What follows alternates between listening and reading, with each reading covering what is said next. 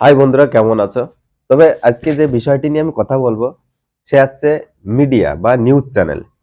এই বিষয়টি নিয়ে আজকে কথা বলবো। মিডিয়া কি জিনিস বা মিডিয়ার লোকেরা কি করতে পারে। একটা জিনিস সবসময় মনে রাখবে, মিডিয়া যেমন আহ, তোমার ভালো নিউজটা দিতে পারে, তেমন আবার খারাপ নিউজটাও দিতে পারে। মিডিয়া মিডিয়া যে সবসময় বা ভালো নিউজ দেয় এটা কিন্তু না। আর আবার সবসময় যে খারাপ নিউজ মানে খারাপ নিউজ দেয় এটাও না। দেখুন, কিছুদিন ধরে আমি দেখতে পাচ্ছি যে বর্ডারে, বাংলাদেশ ভারত বর্ডারে খুব সমস্যা হচ্ছে।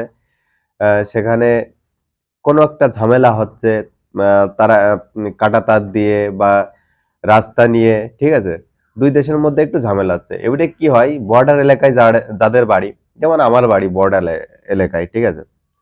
তো যারা বর্ডার এলাকায় থাকে, বর্ডারের পাশে থাকে, তাদের বাড়ি হচ্ছে, দেখো বর্ডারের এই পাশে মানে ভারতে বাড়ি, ঠিক আছে, কিন্তু বাংলাদেশে তাদের জমি। তো এরকম শুধু ওদের না, যারা বাংলাদেশের লোক তাদেরও কিন্তু ভারতের মাটিতে তাদের জমি আছে। আর জমিগুলো কিভাবে পড়েছে, যখন দেশ ভাগ হয়েছিল দেখা যাচ্ছে একটা সীমানা পড়ে গেছে, ঠিক আছে, কিন্তু জমিগুলো থেকে গেছে। সেই নামের জমিগুলো তো আর বাদ যায়নি। তো এরকম ভাবে পড়ে গেছে কিছুটা, ঠিক আছে। এ দেশের জমি ওই দেশে আছে, ও দেশের জমি এই দেশে আছে। তো এখন যে জিনিসটা, সে হচ্ছে ভারতীয় বিএসএফরা যখন তার কাটার বেড়া দিচ্ছিল, তখন বাংলাদেশি বিডিআর বা বাংলাদেশি যে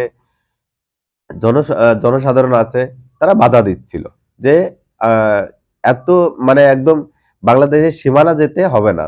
এদের নাকি একটা রুলস আছে শুনেছি, 2-2.5 কিলোমিটার না 3 কিলোমিটার ছেড়ে তারপরে তুমি যা করবে করবে, ঠিক আছে। মানে একদম যে ইন্ডিয়ার আর বাংলাদেশের যে সীমানা, সেই সীমানা যেতেই যে তুমি একবার তার কাটার বর্ডার বেড়া মারবে, সেটা কোনো সরকার কোনো মানে দেশের ক্ষেত্রেই সেটা মানে আইন নেই, ঠিক আছে। তো যাই করবে তুমি একটু ছেড়ে করতে হবে তোমাকে, ঠিক আছে, এই হচ্ছে কথা। মানে 1.5 কিলো 2 কিলোমিটার ছেড়ে তোমাকে করতে হবে, আমি শুনেছি যেটা। এখন আমি সঠিক জানি না যে এটার ব্যাপার কি আছে। তো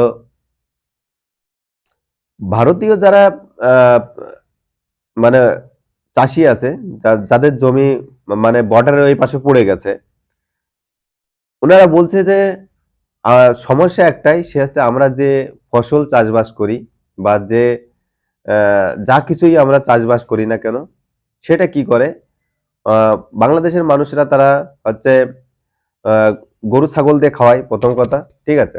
আর দ্বিতীয় কথা হচ্ছে আহ, তারা ফসল কেটে নিয়ে যায়, ঠিক আছে। তাদের একটাই সমস্যা, কেটে নিয়ে যায়।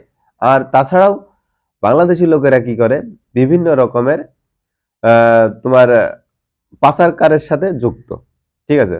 মানে শুধু সেই দেশের মানুষ না, আমাদের দেশের মানুষও তার সাথে যুক্ত আছে। কিন্তু যে দুই দেশের মানুষ যুক্ত করে কি হয়, ডুপ্লিসিটি ব্যবসা করে, ঠিক আছে। তো এই জিনিসগুলো যখন তার কাটার বেড়া পড়ে যাবে, তখন কি হবে, বন্ধ হয়ে যাবে। তো এখানে এই যে তার কাটার বেড়া পড়ে গেলে বন্ধ হয়ে যাবে, এই জিনিসটা অনেক টাকার ব্যবসা হয়, দিনে অনেক টাকার লেনদেন হয়, ঠিক আছে, কোটি কোটি টাকার লেনদেন হয় এরকম ভাবে চোরাই পথে। তো সেই সব যদি বন্ধ হয়ে যায়, অনেকের রুজি রোজগার নষ্ট হয়ে যাবে বা অনেকের অনেক রকমের সমস্যা হবে, ঠিক আছে। তো এইসব সমস্যার জন্য কৃষকরা চাচ্ছে যে বেড়াটা হয়ে যাক, যাতে ওদের ফসল রক্ষা পায় বা এইসব আহ, কুকর্ম কাজ যাতে আর না হয়। কিন্তু কিছু এক্সারেন্ট মানুষ আছে যারা সেটা হতে দিচ্ছে না, ঠিক আছে।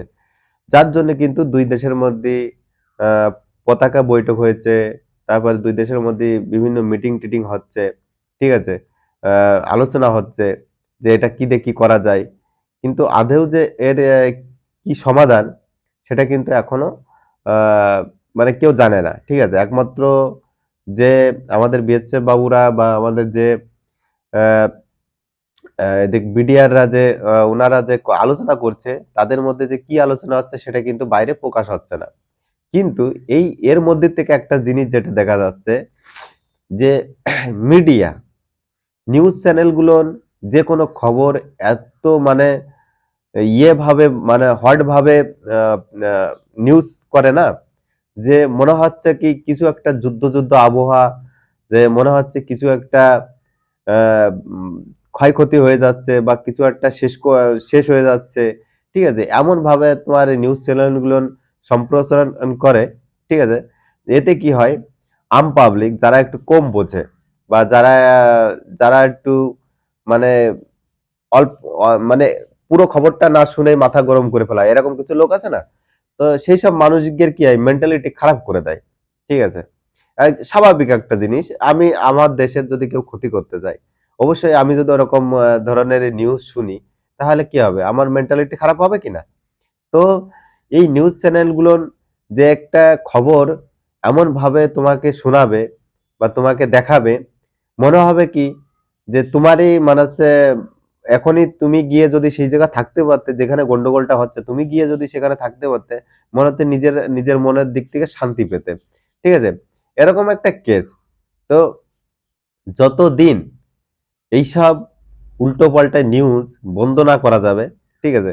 আর অ্যাকচুয়ালি নিউজ চ্যানেলদের সরকার থেকে এমনই একটা পারমিশন দেওয়া আছে যে, ঠিক আছে, যে ওরা মানে পুরো তথ্য পুরো তথ্য তো সবসময় পায় না। হ্যাঁ, ওরা ওরা যে সময় খবর নিউজ করে তখনই কিন্তু ওর বিষয়ে আগে পুরো তদন্ত করে নেয়, তদন্ত করে নিয়ে সত্যতা যাচাই করে, তারপরে এই করে। আবার অনেক সময় সত্যতা যাচাই না করেও মানুষের মারফতে সেটা নিউজ করে দেয়। তবে যেসব নিউজ বাংলাদেশ আর ভারত নিয়ে যে নিউজগুলো, এই যে কি আর বাংলা আছে, তারপরে আরো কি কি চ্যানেল আছে, কি আহ, বেশি আর বাংলারটা আমি দেখি। তাই এরা যেভাবে সম্প্রচার মানে খবরগুলো বলে, তাতে মানুষের কি হয়, মানুষের ক্ষতি হচ্ছে এতে, ঠিক আছে, মানুষের ক্ষতি হচ্ছে। নিউজ চ্যানেল অ্যাকচুয়ালি চলেই হচ্ছে এইসব হট নিউজের উপর, ঠিক আছে। অ্যাকচুয়ালি সংবাদ এখনকার যুগে কেউ নিউজ দেখে না, প্রথম কথা। কেন দেখে না? কারণ জানে যে ও বেশিরভাগই হচ্ছে তোমার একটু যদি কোনো কিছু হয়, সেটাকে এমন ভাবে বলবে যে সেটা নেয়ার যোগ্য না, সাধারণ মানুষের দ্বারাই নেওয়ার যোগ্য না। ওই জন্য মানুষ এখন আর নিউজ শোনার চেষ্টা করে না। যদি যদি নিজের রিলেটিভ সেখানে থাকে বা রিলেটিভ আশেপাশে থাকে, তো তার কাছে খবর নিয়ে সে শুনে নেয়। এবারে কি হয়, এই যে এরকম ঘটনা কিন্তু অনেকবার ঘটেছে। আমি এর আগে এই তো এই যে কিছুদিন আগে যে ঘটনাগুলো বাংলাদেশে ঘটলো, ঠিক আছে, আমি কিন্তু অনেক মানুষের কাছে আমি জিজ্ঞাসা করেছি যে ভাই সত্যি কি এরকম হচ্ছে নাকি রে, ঠিক আছে। বলছে আরে না ভাই, এসব কিছুই না, ওই গ্রামের দিক তো এসব কোনো চান্সই নেই, এসব কোনো অশান্তির কোনো ব্যাপারই নেই। শহরের দিকে একটু সামান্য ঝুটঝামেলা হচ্ছে, তাছাড়া কোনো গ্রামের কোনো আঁচ পড়েনি, ঠিক আছে। তো এই যে নিউজ চ্যানেলগুলো যেভাবে খবরগুলো দেখাচ্ছে, মনে হচ্ছে না যে দুই দেশের মধ্যে কি একটা অশান্তি লেগে গেছে, এরকম ভাব মনে হচ্ছে না, ঠিক আছে। তারপরে আমি যেদিন বাড়ির থেকে আসলাম, 20-25 দিন আগে যখন বাড়ির থেকে আসলাম, তখনও দেখতে পেলাম যে বাংলাদেশি মানুষ দিব্যি ভারতে আসছে চিকিৎসা করার জন্য, বিভিন্ন কাজকর্মের জন্য। তার কত সুন্দরভাবে চিকিৎসা হয়ে আবার ফেরত যাচ্ছে। তা কই কোনো ঝুটঝামেলা তো দেখতে পাচ্ছি না। শুধু একমাত্র এর পিছনে মূল কারণ হচ্ছে নিউজ চ্যানেল। নিউজ চ্যানেলগুলোর যদি একটা গাইডলাইন করে দেওয়া যায় যে তুমি কোনো খারাপ নিউজ, যেটা সত্য সেটা বলবে, কিন্তু তোমার হাতে যে সত্যটা আসবে সেটাই তুমি বলবে, কিন্তু বাড়তি বানিয়ে বলবে না। কলকাতার একজন নিউজ চ্যানেল এর মানে সাংবাদিক আছে, একটু বয়স্ক করে, ওনার নিউজ চ্যানেলের নামটা আমার মনে নেই। উনি লাফায় লাফায় কথা বলে। হয়তো আমি এই নিউজটা বানাচ্ছি, কথা শুনে মানে মানে ওটিটি বাড়ানোর জন্য উনি লাফায় লাফায় এমন ভাবে এমন অঙ্গি ভঙ্গি করে কথা